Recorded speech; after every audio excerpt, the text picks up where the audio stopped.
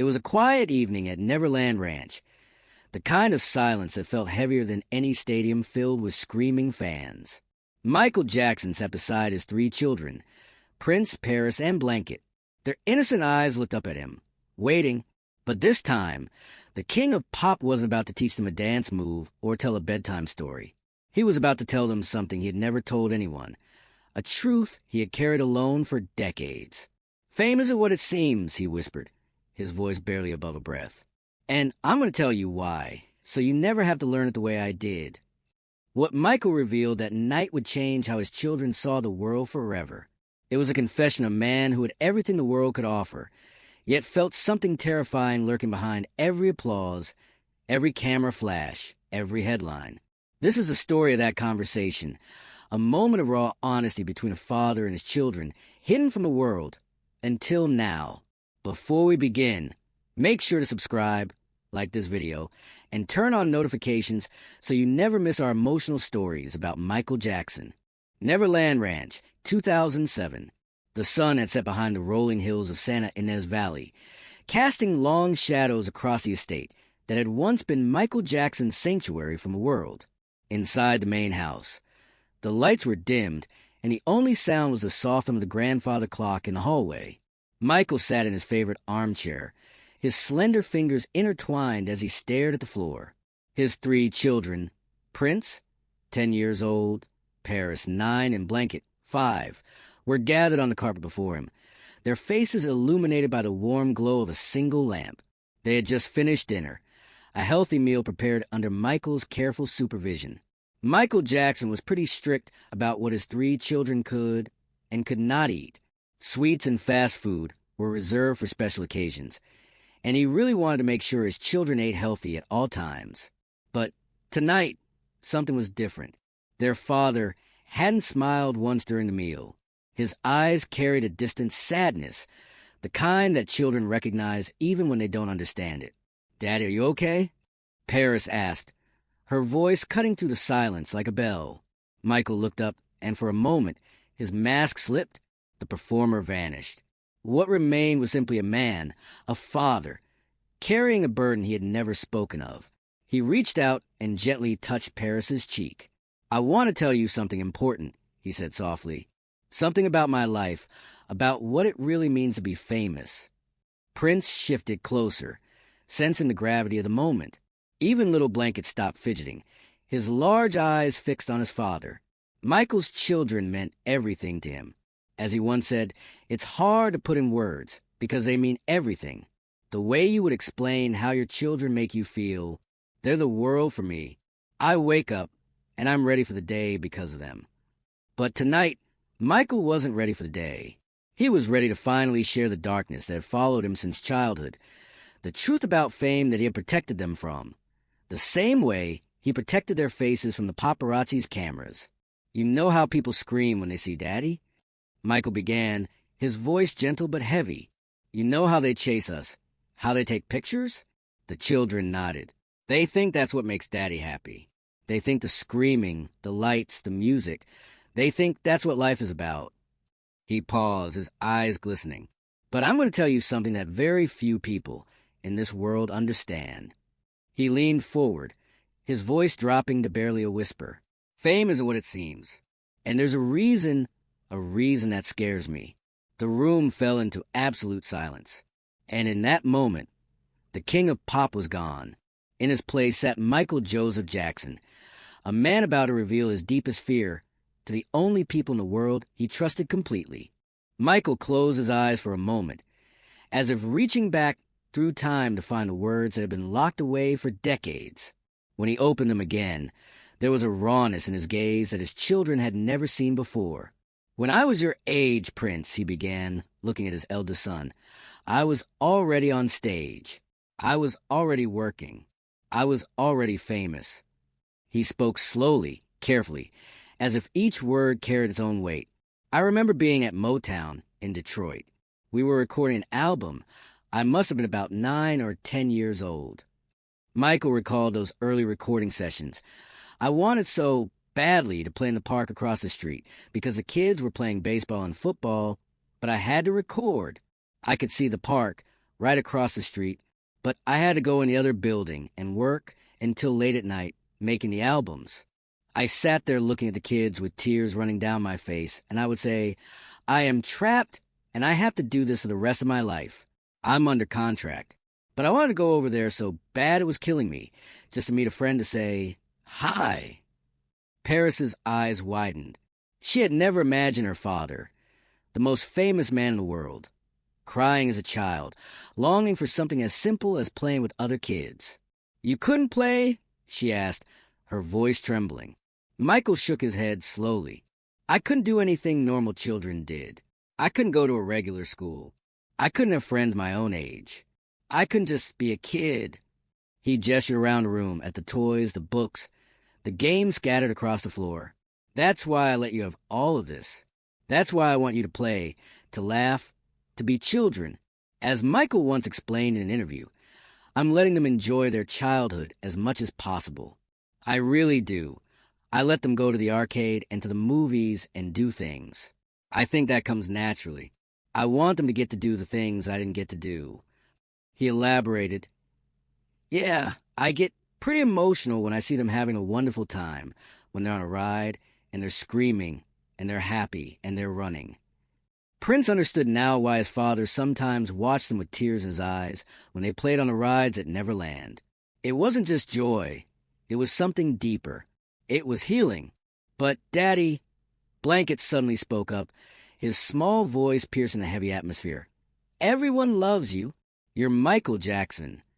Michael smiled sadly. He reached out and pulled his youngest son onto his lap. That's the thing, Blanket, he said softly. Everyone loves Michael Jackson.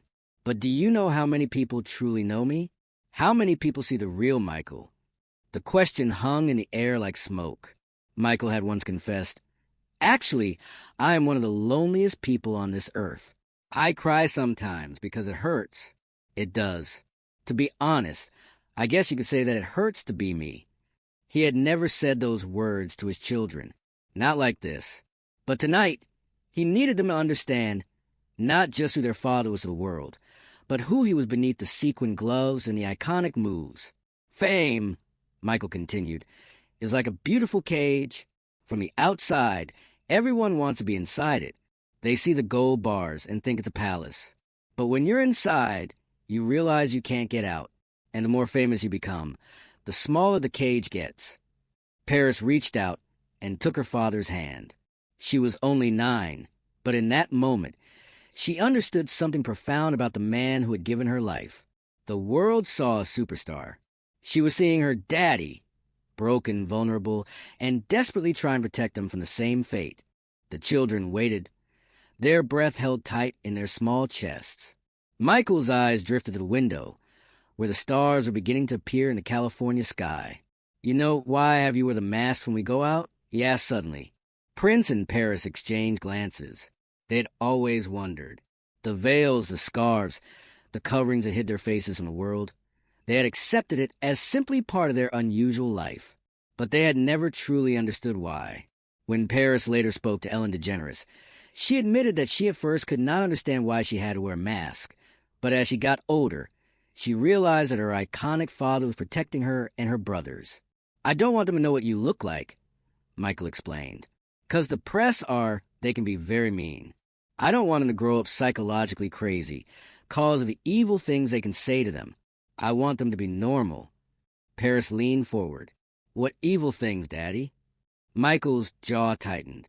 For years, he had shielded them from the tabloids, the rumors, the vicious headlines that had followed him like a plague. There were also more serious reasons. Former Jackson family confidant Stacey Brown noted that Michael was truly afraid of kidnapping. But also, there was a strategy. If the kids wore masks when they were with Jackson, they could go safely unmasked when they weren't with him. When you become famous, Michael said carefully, people think they own you. They think they have a right to say anything about you, to print anything about you, whether it's true or not. They make up stories. They twist your words. They take photographs and create lies. He paused, his voice cracking slightly. And the worst part? There's nothing you can do. You just have to keep smiling, keep performing, keep being what they want you to be. As Liza Minnelli once theorized about Michael, this is who you think I am, and I can be me within these walls. But you can't come in.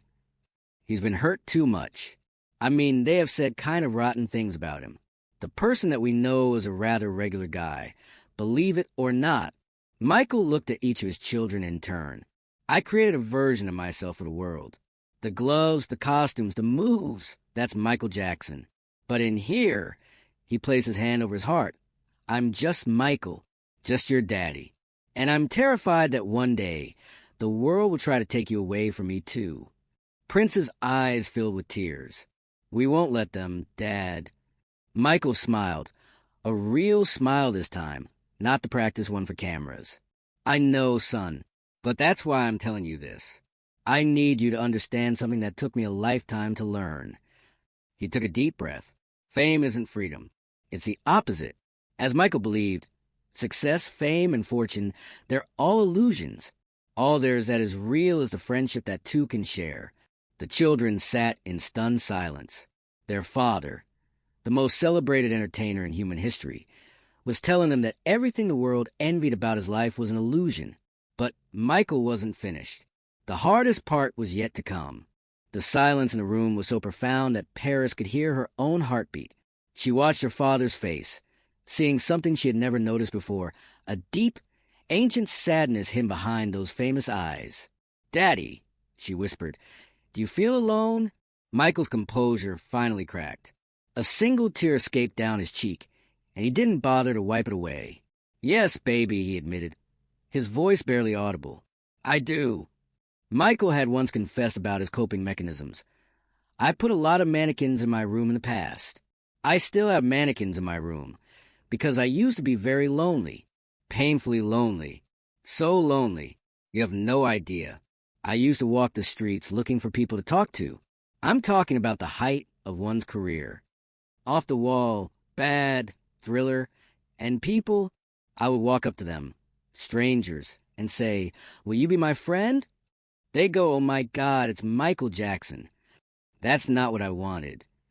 He hadn't planned to share this with his children, but something inside him demanded honesty, a need for them to truly understand the man behind the legend. "When I was at the top of my career," Michael continued, "when Thriller was everywhere, when I was breaking records, that's when I felt the most alone, because everyone wanted something from me. Everyone saw the performer, but no one saw the person." Prince moved closer to his father, his young face etched with concern. "But you have us, Dad. You have us." Michael pulled all three children into an embrace, holding them as if they were the only real thing in a world of illusions. His bodyguards would later write a book about Jackson's final years, painting a picture of a superstar who, despite his eccentricities, was a good father to Prince, Paris, and Blanket, but had become trapped by his own success and was tormented by paranoia, loneliness, and isolation. "You three are the only reason I get out of bed some days," Michael whispered into their hair. "You're the only thing that's real." He pulled back and looked at them, really looked at them, memorizing their faces, their innocent eyes still unmarked by the cruelty of the world. "That's why I'm so protective of you. That's why we live the way we do." As Michael explained, "When they're in public, though, I conceal their faces, 'cause I want my children protected. At home, they have a normal life. They play with other kids, and they have a good time. They're laughing a lot. They run around. They even go to school. It's a normal life for them. But in public, I must protect them. I love my children very much, and I'm proud to be their dad." Paris wiped her eyes. "Is that why we don't have many friends, Daddy? Because you're protecting us?" The question cut through Michael like a knife. The truth was heartbreaking. Jackson held lavish birthday parties for his children with clowns, magicians, huge cakes, and balloons. But nobody came apart from their teacher, the nanny, and the security guards. They were homeschooled. They didn't have any friends. Michael's throat tightened. He had tried so hard to give them a normal childhood, yet his very existence made that impossible. "I'm trying, baby," he said, his voice breaking. "I'm trying to give you the childhood I never had. But sometimes I wonder if I'm making the same mistakes my father made, just in a different way." The weight of those words hung in the air. Michael Jackson, the perfectionist, the man who reinvented music and dance, was admitting that he might be failing at the one thing that mattered most to him, being a father. Michael wiped his eyes and took a steadying breath. The children watched him with a mixture of concern and reverence, seeing their father in a way they never had before. "I need to tell you something," Michael said, his voice suddenly stronger, more urgent. "And I need you to remember it for the rest of your lives." He stood up and walked to the window, looking out at the vast estate that had once been his refuge from the world. The amusement park ride stood silent in the darkness, monuments to a dream that had become something else entirely. "Fame isn't what it seems," he repeated. "And here's the reason that scares me more than anything." He turned back to face his children. "When you become famous, you stop being a person. You become a product, a symbol, an idea that other people project onto you." As Macaulay Culkin once shared about his own experience with fame, it made him feel like this thing where people are hiding in the bushes and trying to take your picture. He spoke of how fame made him a target, surrounded by those who wanted to profit from him, which left him feeling isolated with a million acquaintances and no more friends anymore. Michael had witnessed this in so many of his fellow child stars. He had seen the destruction, the broken lives, the early deaths. Michael was all too aware of how child stars often struggle with the pressure of maintaining their careers and feeling the fear of losing the superficial love that fame provides. As he once observed, the pressure is that they were so loved and liked, and they reach an age when studios don't want them anymore. The public doesn't recognize them anymore. They are a has-been. A lot of them don't make it past 18 or 19 or in their 20s. "I've seen what happens to people who are only valued for their talent," Michael continued. "When that talent fades, or when they're no longer useful to the industry, they're thrown away, forgotten, and many of them don't survive it." Paris felt a chill run down her spine. She was beginning to understand something terrible about her father's world. "Is that why you're afraid, Daddy?" she asked. "Because you don't want us to be thrown away?" Michael's eyes filled with tears again. His daughter, only 9 years old, had cut straight to the heart of his deepest fear. "Yes," he admitted, "but it's more than that. I'm afraid because—" He struggled to find the words. "Because fame changes people. It takes away their ability to be themselves, to have real relationships, to trust anyone." He walked back to his children and knelt before them. According to Rabbi Shmuley Batich, Michael's former friend and spiritual advisor, when his children asked to go on the Neverland rides, Michael gently reminded them of the family rules. The rides were only for birthdays or special occasions. He was very concerned that the kids grow up with the right values. Batich explained, "I've done everything I can to teach you values," Michael said earnestly. "I've tried to show you that things, money, toys, fame, they don't matter."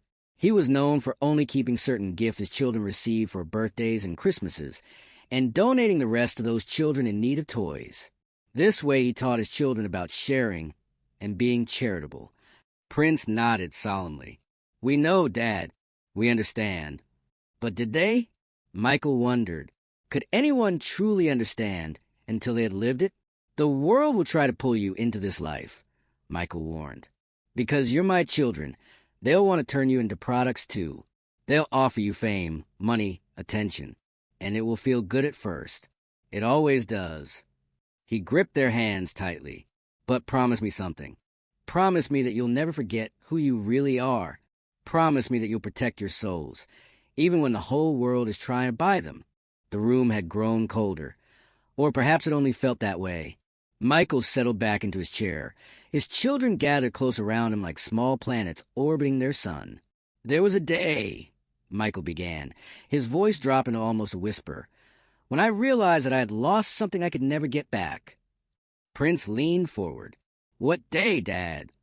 Michael's eyes grew distant, traveling back through the decades to a moment that had defined the rest of his life. "I was in my 20s. Thriller had just exploded. I was the biggest star in the world. I had broken every record. I had everything anyone could ever dream of having." He paused, and when he spoke again, his voice trembled.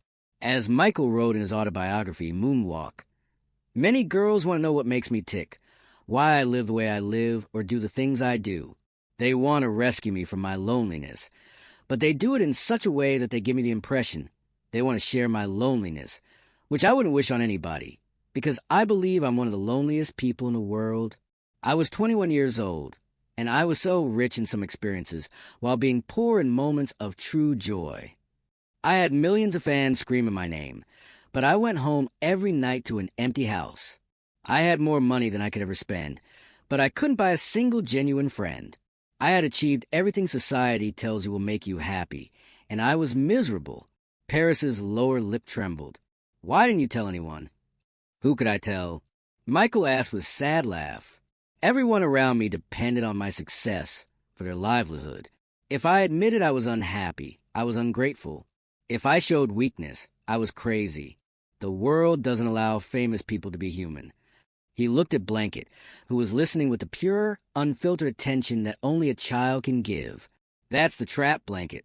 That's the cage I was talking about. You're not allowed to have bad days. You're not allowed to struggle. You have to be perfect all the time, because millions of people are watching, and they'll tear you apart if you're not. As one observer noted, a sheltered boy was now a sheltered 21-year-old, and the one feeling he knew well was loneliness. When Jackson recorded mega hits, he was a lonely adult superstar insulated by fame. The day I realized all of this, Michael continued, I made a decision. I decided that if I ever had children, I would protect them from this world with everything I had.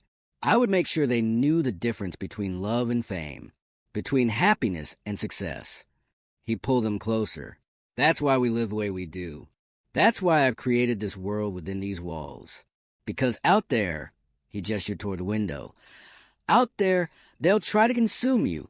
But in here, you're safe.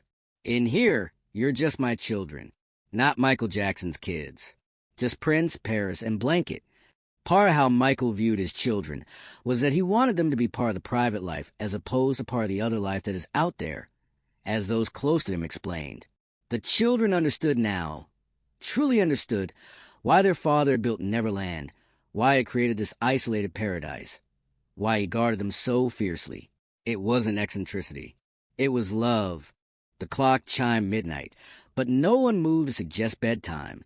This night had transcended ordinary rules. Michael's children sat transfixed, sensing that they were receiving something precious, a piece of their father's soul that he had kept hidden from the world. I told you fame scares me, Michael said, his voice carrying a weight that seemed to fill the entire room. But I haven't told you the real reason why. He stood and walked slowly across the room, his slender figure casting a long shadow against the wall. When you're as famous as I am, people don't see you anymore. They see what they want to see. They create a version of you in their minds, a hero, a villain, a god, a monster, and nothing you do can change that image. He turned to face his children, and there was something in his eyes, a pain so deep it seemed bottomless. But here's what terrifies me most of all. The children held their breath. One day when I'm gone, you'll only have the stories. You'll have what the world tells you about me. The tabloids, the documentaries, the rumors. And I'm terrified that you'll forget who I really was. That the man I actually am, this man standing here, talking to you, loving you more than anything in existence, will be erased by all the noise. Years later, Prince will reflect. My siblings and I, we each kind of got a piece of him in different ways. For me, it's that philanthropic kind of giving back, and that's where I'm really passionate about. I just hope the work that we do makes him proud. He continued, I come from a very rich family history, and those are some big shoes to fill. I don't know if I ever could, but I wear like a badge of honor. Paris felt tears streaming down her face. We'll never forget you, Daddy. Never. Michael knelt before her, wiping her tears with his thumbs. I know you won't try to forget, but the world is very loud, baby. And sometimes it's hard to hear your own heart when everyone is screaming something different. He looked at all three of them with an intensity that burned into their memories forever. That's why I'm telling you all of this tonight. I want you to hear the truth from me, not from anyone else. I want you to know that your father was just a man who made mistakes, a man who was often afraid, a man who loved with everything he had, but sometimes didn't know how to show it. Years later, Prince would share in an interview, "I would like to think that he would be very proud, because I think this was one of his main goals, was not only to spread his message of positivity and happiness, but to see it enacted in his kids. I'm very grateful that I have this feeling that it's this collaborative ecosystem. We all need to help each other, and that came from the way that he raised us." "Promise me something else," Michael said urgently. "Promise me that when people talk about me, when they say good things or bad things, you'll close your eyes and remember this night. Remember me as I am right now. Your daddy. Just your daddy." "We promise," Prince said, his voice cracking. "We promise," Paris echoed. Even Little Blanket nodded solemnly, understanding more than anyone could have expected. As Prince would later recall one of his father's teachings, "The one that is my guiding principle is that you never stop learning. I graduated, and that doesn't mean that I stopped learning." And my father also would say something along the lines of, "The minute that you stop learning is the minute that you're going to start dying." Michael embraced them all, pulling them into a cocoon of love that the outside world could never touch. "That's all I needed to hear," he whispered. "That's all I ever needed." Dawn broke over Neverland Ranch, painting the sky in shades of gold and pink. Michael had barely slept, but he felt lighter somehow, as if speaking his truth had lifted a weight he had carried for decades. He found his children already awake, sitting together in the garden. They had been talking among themselves, processing everything their father had shared. Michael approached them slowly, carrying a small wooden box. "I have something for each of you," he said, sitting down on the grass beside them. Prince would later remember, "You need to read 5 books, and I will test you on those books." It was very clear to us that those rides in the zoo were for underprivileged children, children who were sick and couldn't go to Disneyland.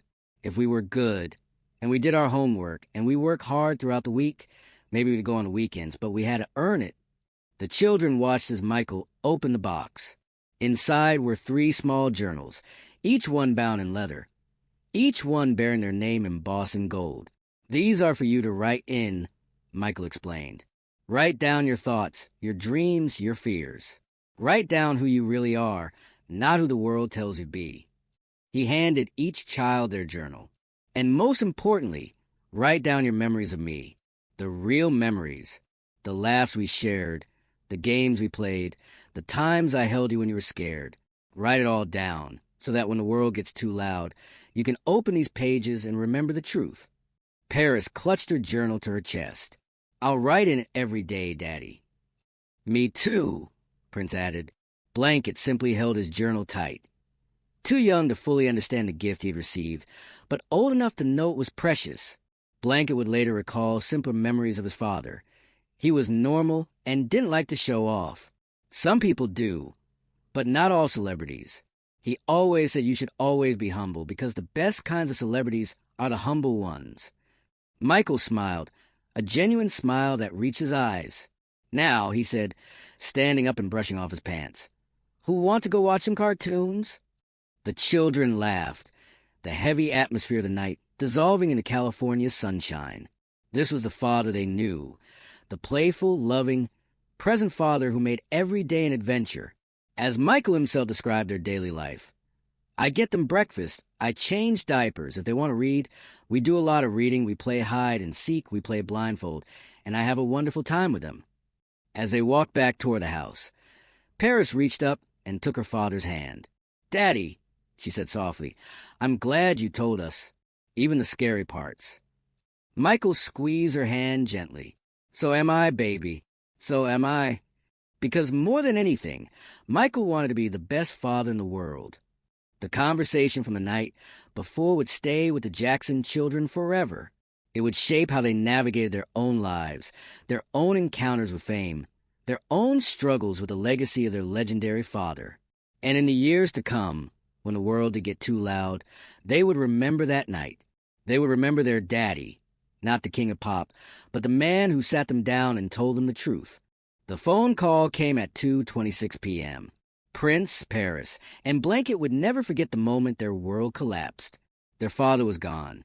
In the weeks, months, and years that followed, the world erupted with stories about Michael Jackson. Documentaries were made. Books were written. Rumors swirled. The noise that Michael had warned them about became deafening. But the children remembered.